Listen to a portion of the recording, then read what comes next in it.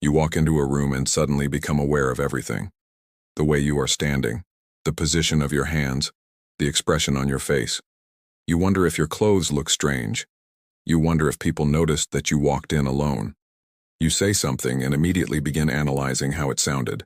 For a few seconds, it feels as if the entire room is watching you. But here is the strange truth. Most of them probably are not.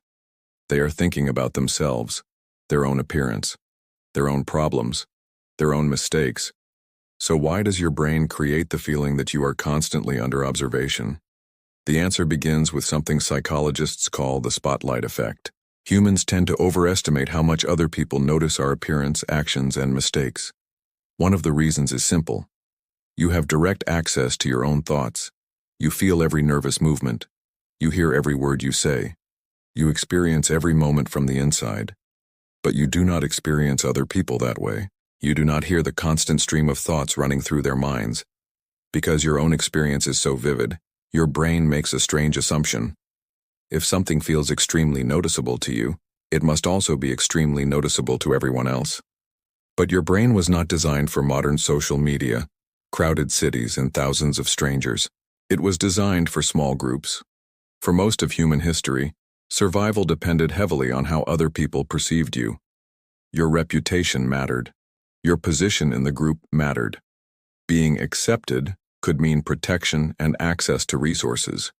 Being rejected could have serious consequences, so the human brain developed a powerful monitoring system. It constantly asks a question that may sound simple, but has shaped human behavior for thousands of years. What do the others think of me? This system is useful when you are living in a small community where everyone knows you. But in modern life, the same system can become overloaded.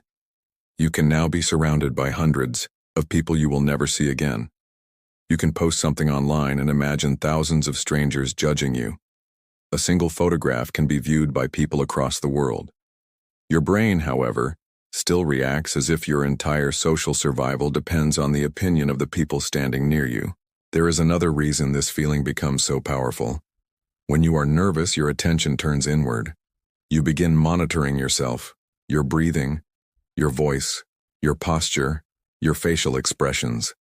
And the more attention you direct toward yourself, the more intense your self-awareness becomes. Then your brain makes a mistake.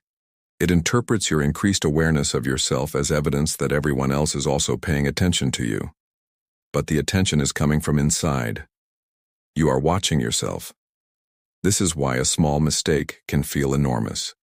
You stumble over a word and suddenly the moment seems to fill the entire room. Your brain zooms in. It replays the mistake. It imagines what everyone must be thinking. But most people are not storing the moment with the same emotional intensity because they did not experience it from inside your mind. To them, it was probably a brief event surrounded by hundreds of other things competing for their attention.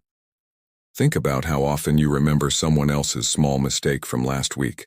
Usually you do not. And if you do remember it, you probably do not think about it for hours. The same is usually true in reverse. Other people are not carrying your awkward moment around with them. They have their own moments, their own insecurities, their own private memories that suddenly return when the room becomes quiet. The feeling of being watched is not proof that you are actually being watched. Sometimes it is simply the result of a brain that has turned its attention inward and mistaken that intensity for external attention. You are not the center of every room. And strangely, that is not something to fear. It is freedom. Most people are not studying you as closely as you imagine. They are busy trying to survive their own thoughts. So the next time you walk into a room and feel every eye turning toward you, pause for a moment. Ask yourself whether you are actually being watched or whether you have simply become intensely aware of yourself.